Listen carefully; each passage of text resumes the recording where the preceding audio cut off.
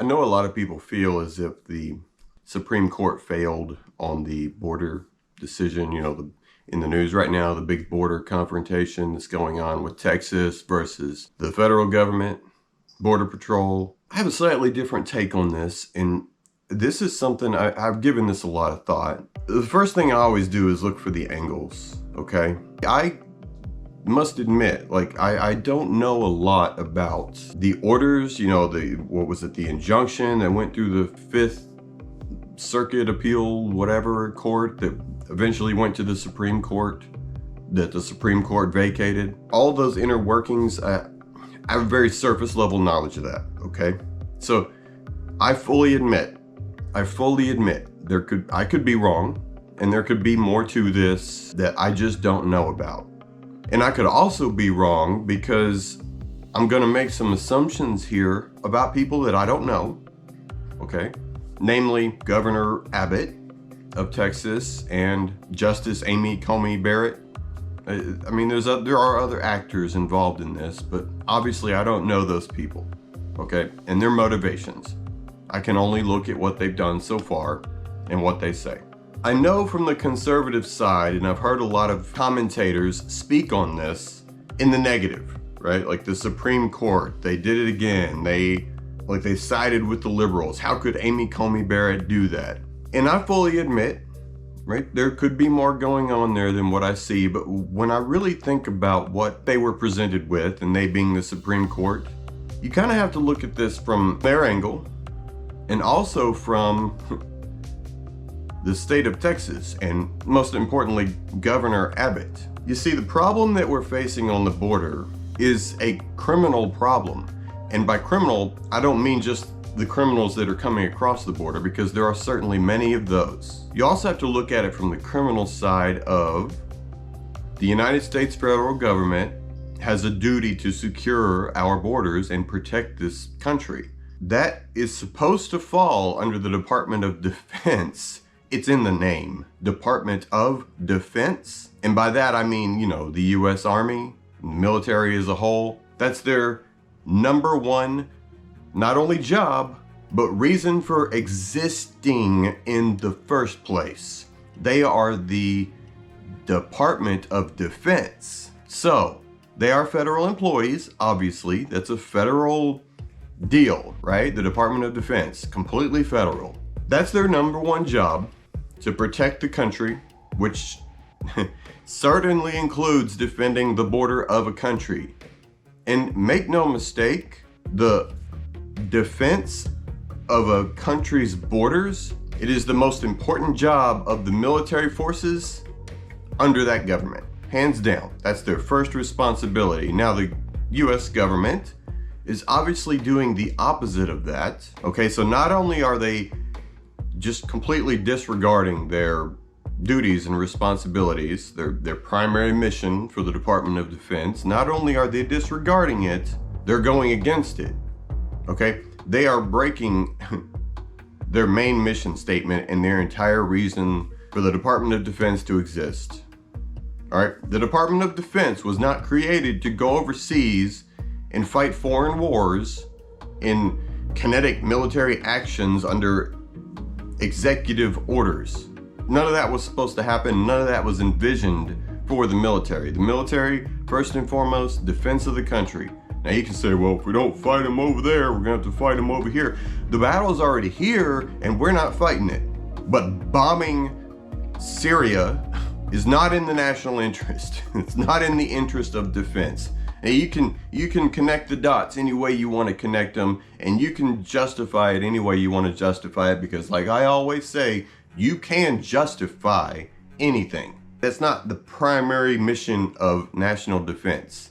Bombing other countries, taking out leaders of splinter terrorist cells, whatever.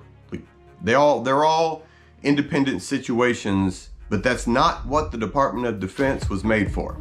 Now, the federal government, not only derelicting their duties, but doing the opposite of what they're supposed to do. What kind of problem is that? I ask you, what kind of problem is that? Is that a civil problem? You would file suit against the government for failing to protect the country? So we're gonna file lawsuits? Or is that a criminal problem? I ask you, which do you think it is? Because if you ask me, it's treason. It's not only dereliction of duty, that is treason. You are allowing the destruction of the country with which you are sworn to protect. That's criminal. And not only allowing, you're promoting it. You're encouraging criminals to break the law, to hurt the country with which you are sworn to protect as whatever official you are in the federal government.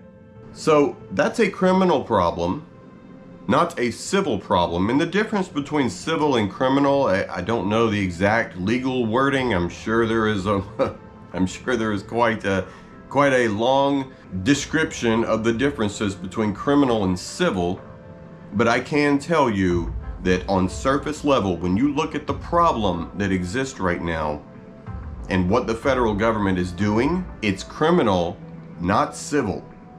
So why, oh why, did Governor Abbott file this as a civil lawsuit against the federal government? Maybe there's a legal reason and I don't know why. Maybe there's like a set certain protocols or whatever. Filing suit against the federal government to keep them from removing the barbed wire, concertina wire, whatever it is that they're stringing across the border. Number one, the wire, it's better than nothing, right? But it's not it's not a wall. Now, Texas National Guard and whatever entities they're using there under that state government, they probably don't have the manpower to station sentries, round the clock security to watch sections of the fence. I understand that. That's understandable. That would probably be a lot of people and very expensive. Some fencing's better than nothing, right?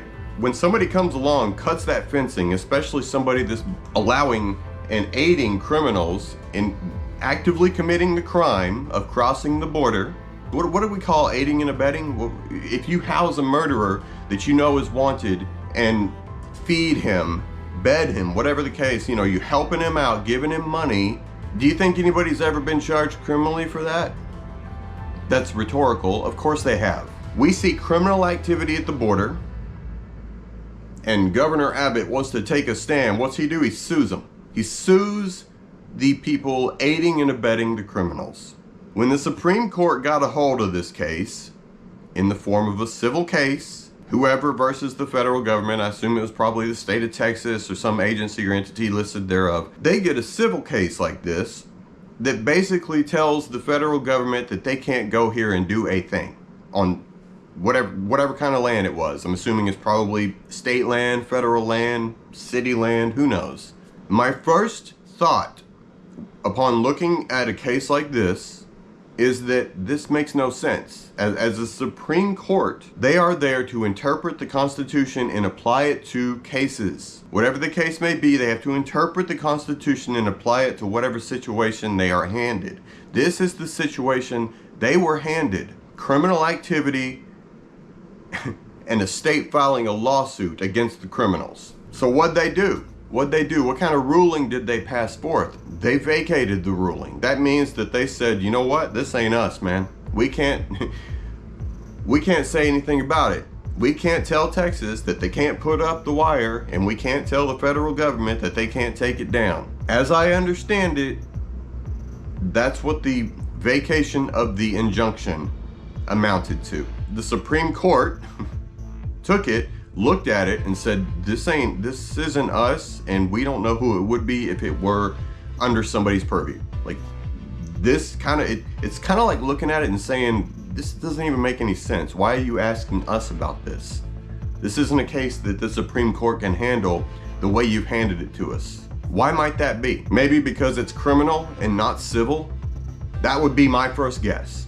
My first guess, because when you look at the activity that's taking place, it's criminal. Okay?